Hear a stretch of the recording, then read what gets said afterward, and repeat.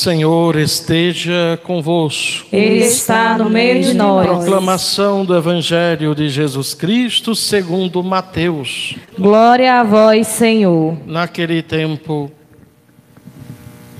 vendo Jesus as multidões, compadeceu-se delas, porque estavam cansadas e abatidas, como ovelhas que não têm pastor. Então disse aos seus discípulos: a messe é grande, mas os trabalhadores são poucos. Pedi, pois, ao dono da messe que envie trabalhadores para a sua colheita. Jesus chamou os 12 discípulos e deu-lhes poder para expulsarem os espíritos maus e para curarem todo tipo de doença e enfermidade. Estes são os nomes dos 12 apóstolos. Primeiro, Simão, chamado Pedro, e André, seu irmão. Tiago, filho de Zebedeu, e seu irmão João. Filipe e Bartolomeu. Tomé e Mateus, o cobrador de impostos. Tiago, filho de Alfeu, e Tadeu. Simão, o zelota, e Judas Iscariotes, que foi o traidor de Jesus.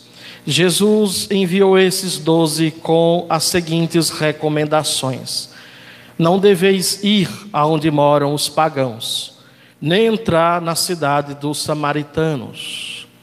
Ide antes as ovelhas perdidas da casa de Israel. Em vosso caminho anunciai: o reino dos céus está próximo. Curai os doentes, ressuscitai os mortos, purificai os leprosos, expulsai os demônios. De graça recebestes, de graça deveis dar. Palavra da salvação. Glória a vós, Senhor.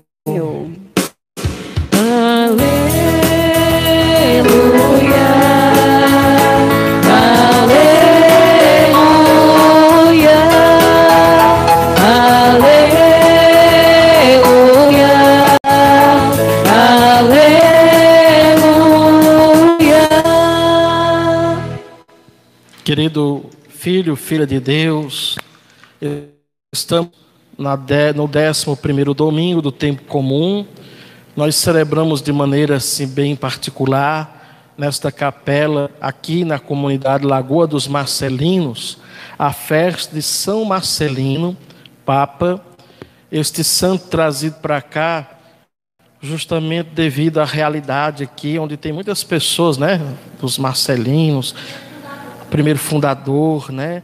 E de lá para cá também, não sei, muitas vezes nas intenções até eu me confundo, porque tem tanto nome como Marcelina, né? Então a gente vai vendo que faz parte da raiz desta terra.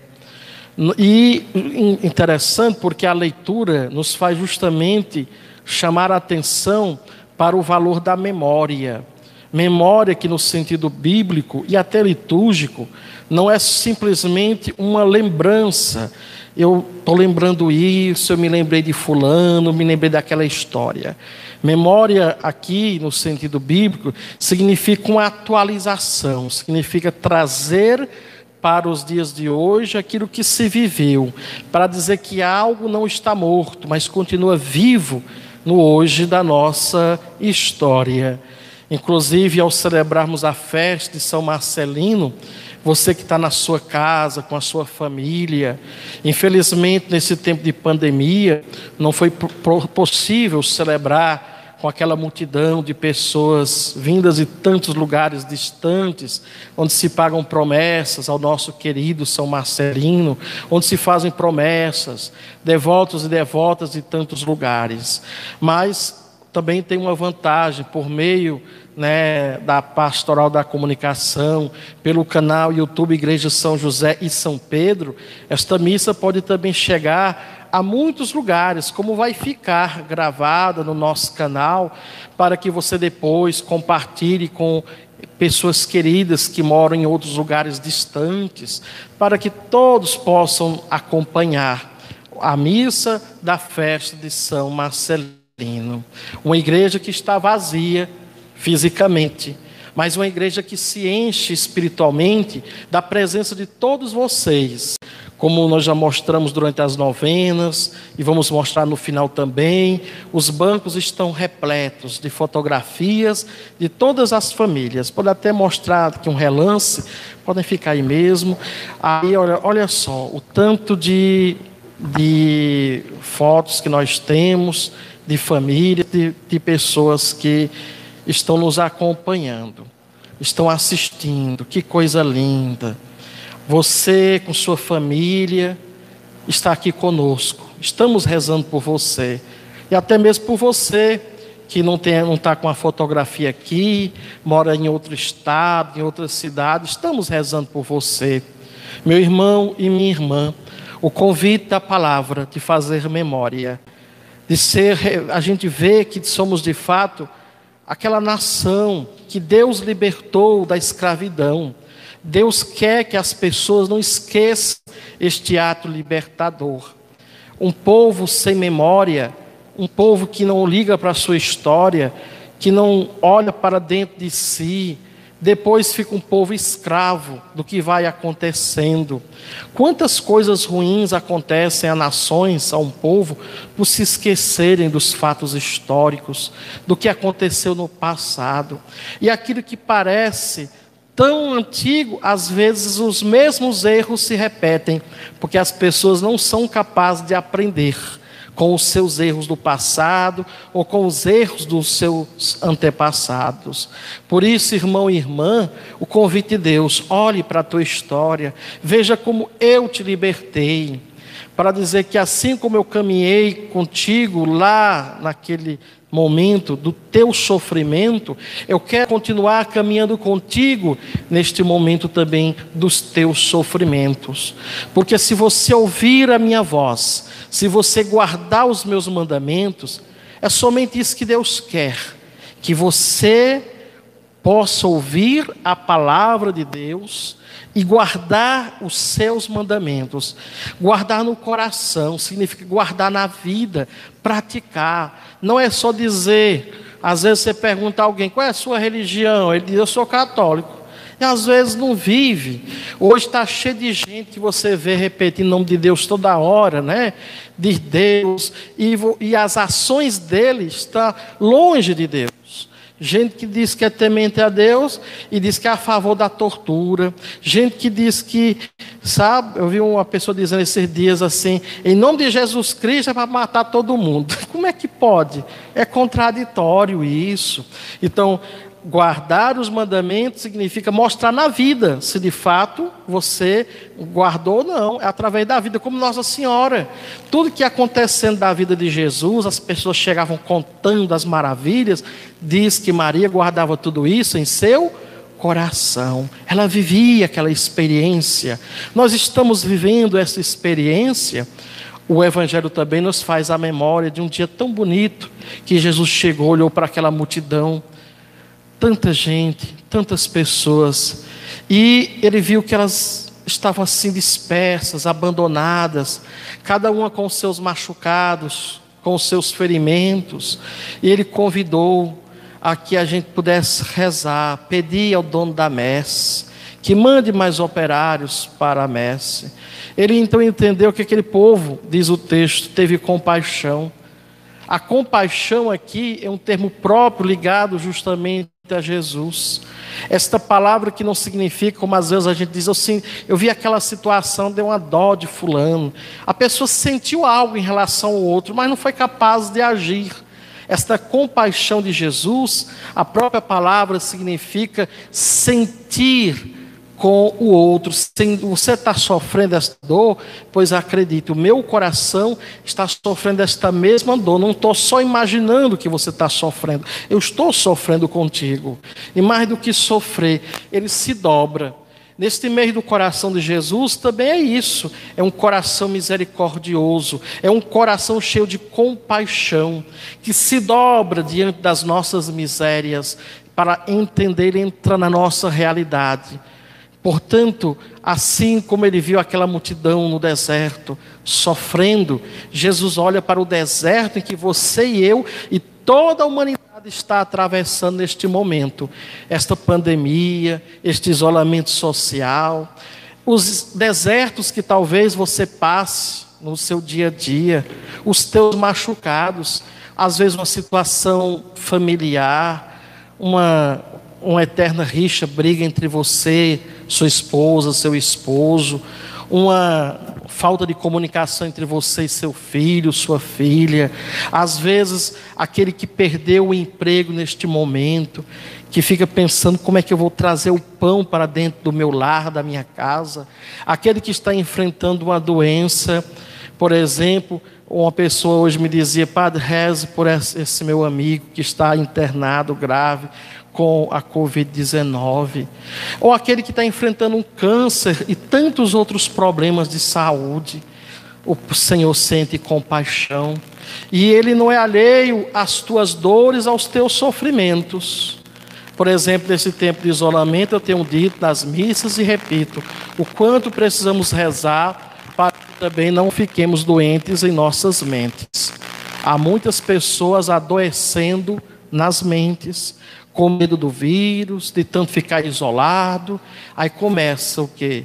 Começa a se enfraquecer. Peça a força de Deus. E assim como nós temos este pastor que quer cuidar de nós, nós precisamos também pedir ao Senhor que continue a mandar operários para a messe. São Marcelino foi esse operário que se esqueceu de si, se esqueceu da própria vida para viver a vida em Jesus, e foi capaz de morrer.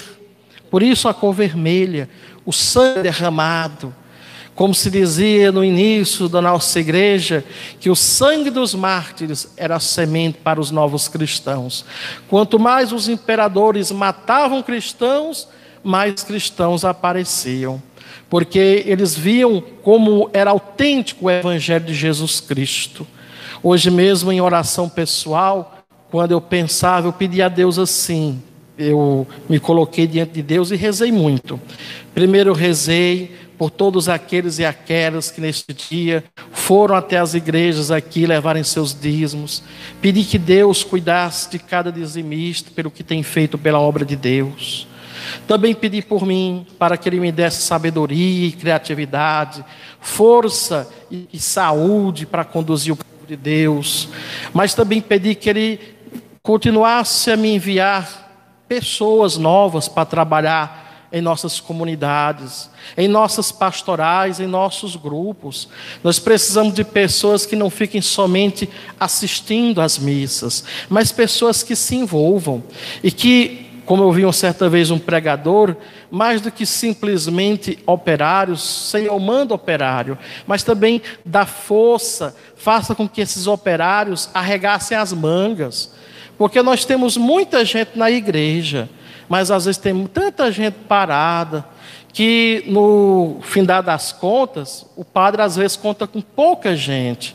Você vai atrás de fulano, fulano diz, não é só no tempo da pandemia, às vezes a pessoa podia, eu estou com medo, me deixem aqui em casa, tudo bem, mas às vezes é a vida toda. A pandemia pode ser somente uma desculpa para muita gente. Ah, padre, será que dá certo? Será que não dá certo? Coloca uma dificuldade imensa para assumir a missão. Às vezes você tem tanta gente que fala bonito, mas na prática, na ação, não pega para capar da missão. Você não pode contar com essas pessoas. E é em todo lugar. Eu converso com alguns colegas padres, aí às vezes você vê alguém da paróquia dele, rapaz, fulano fala tão bem, ele tem uma ação inteligente. Ô padre, mas aqui na paróquia, quando a gente precisa, caboclo foge, cadê? Não sei o quê. Muitas vezes é assim, gente. A gente precisa pedir operários, mas operários que tenham sangue nos olhos, que arregassem as mangas, que não fiquem na sua zona de conforto, parado. Tem gente que é mestre para fazer isso. Então a gente precisa de gente que tenha vontade, sabe, de fazer as coisas para o reino de Deus.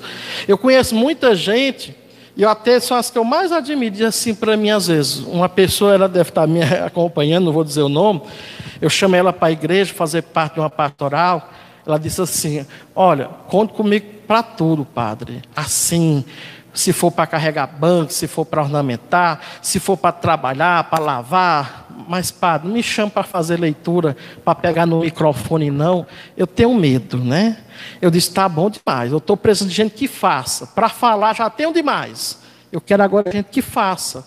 Essa pessoa agora já está falando no microfone, já está vencendo o medo. Porque se a pessoa faz, é como a espiritualidade de São José. São José é outro santo que a gente tem que admirar. Porque se você procurar na Bíblia, onde é que está uma fala de São José lá na Bíblia? No entanto, o que ele fez ficou para sempre na história da nossa igreja. Precisamos de santos e santas que falem menos e que façam mais. Nós precisamos desses operários.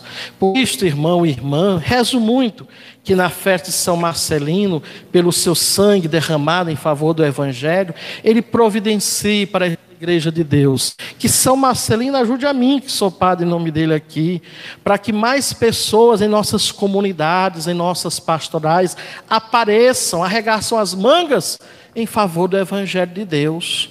Assumam de fato o Evangelho. Por isso que hoje, por exemplo, nesse domingo, em que teve a partilha dos dízimos, alguém me disse, padre, hoje não foi o domingo do dízimo em toda a comunidade da nossa área, não, gente.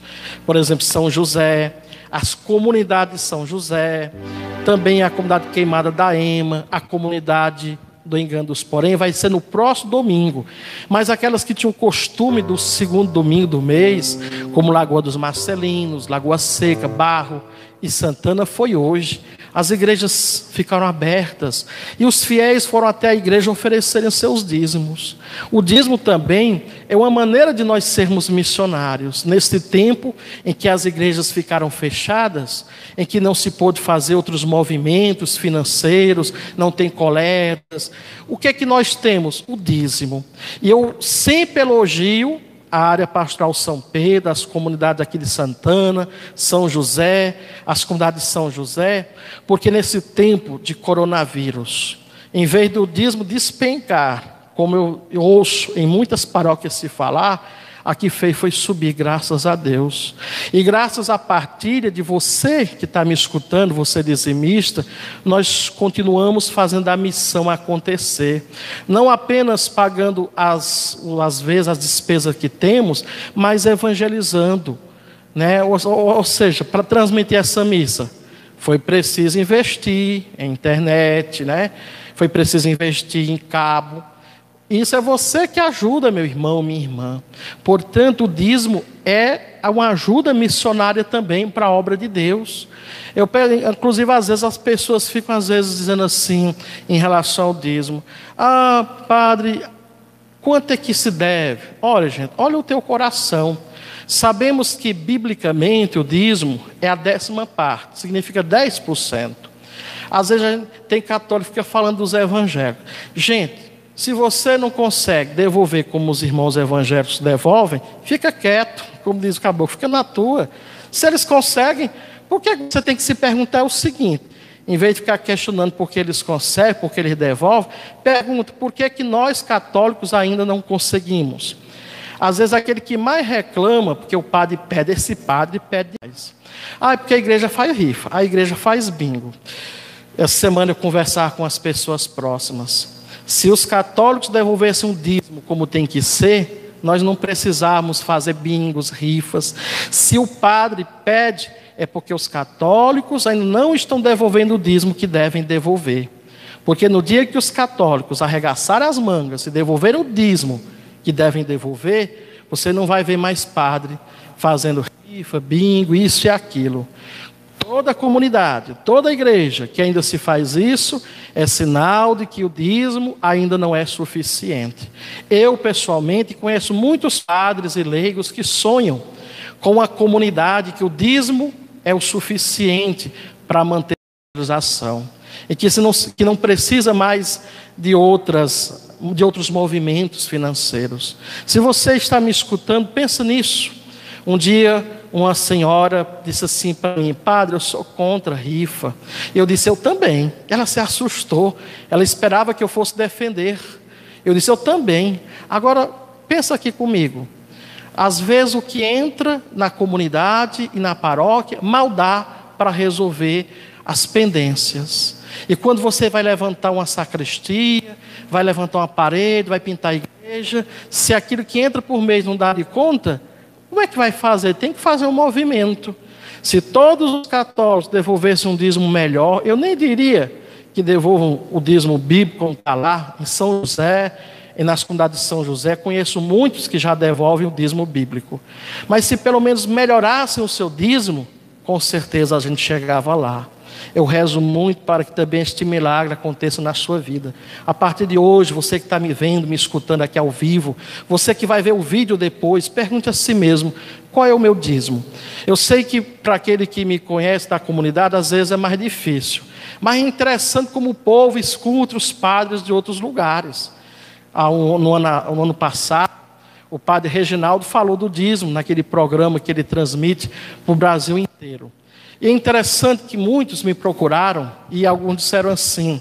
Teve um amigo meu disse assim: padre, eu estava trabalhando, cheguei em casa, a minha mulher disse assim: olha fulano, o padre Reginaldo disse que quem não devolve nem 5%, nem pode ser considerado dizimista do que ganha por mês. Vamos aqui ligeiro, ver quanto é que a gente está devolvendo. Eles, calma mulher, vamos ver aqui. Aí os dois se sentaram, quanto eles ganham por mês, quanto eles devolvem de dízimo. Ele disse: eu fiquei feliz, padre, que a gente devolve mais que 5%. Não é os 10%, mas também é mais do que 5%.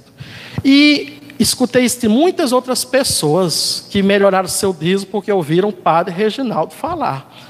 Eu agradeço o padre Reginaldo ter dado essa força. Mas, às vezes, e o padre de sua paróquia se falar? Por que você não escuta? Escuta o padre famoso, fulano, e não escuta o padre da tua terra, que você conhece. Então é preciso aquele escutar bíblico que eu falei no início, que não somente ouvir o ruído que o padre disse, mas assim como Maria, ouvir a palavra, guardar no coração e viver esta palavra. Com certeza, se a gente fizer isso, como nossa ação missionária vai melhorar sempre mais. Até porque, meus irmãos, o dízimo ajuda a missão. Mas também hoje é a noite da gente falar o quanto o Senhor está preocupado com estes corações feridos. O Papa hoje falou muito que esta memória, ela é uma recordação para nos lembrar um Deus que nos acompanha e que quer nos curar. Nós somos levados por Jesus a sermos seus missionários nos dias de hoje, a levar esta cura. Talvez alguém diz até assim: olha, eu não tenho o poder que Jesus teve, que os apóstolos tiveram, de curar. Olha, gente, uma palavra cura muito, um gesto cura muito. Faça uma experiência, faça um sorriso para uma pessoa que está triste, como isso pode melhorar a vida dela. Se você fizer a cara feia, um olhar fulminante de ódio, de raiva para uma pessoa, você vai ver como isso vai deixar outra pessoa triste, com medo. Só um olhar, um sorriso, já faz muita diferença. Um abraço, ainda que a gente não possa nesse período, um gesto, né? Faz tanta diferença na vida de alguém. E o mundo hoje está carente desses operários. Se hoje tem tanto diz que me diz, tanta confusão, fake news, mentira, um diz uma coisa, outro diz outra coisa lá e aqui, acolá. No mundo todo, uma pessoa me dizia: padre, será que esta pandemia não era justamente um recado de Deus? O mundo precisava parar, porque com a pandemia, não foi só o Brasil, os Estados Unidos, foi o mundo todo que teve que parar. É tempo da gente, o mundo parou. Mas será que nós paramos para refletir? Nós paramos para pensar? Meu irmão, aproveite esse tempo para parar, pensar. O Senhor quer nos curar o coração. O Senhor quer curar a nossa vida. Em nome do Pai, do Filho e do Espírito Santo. Amém. Erga a tua mão direita assim.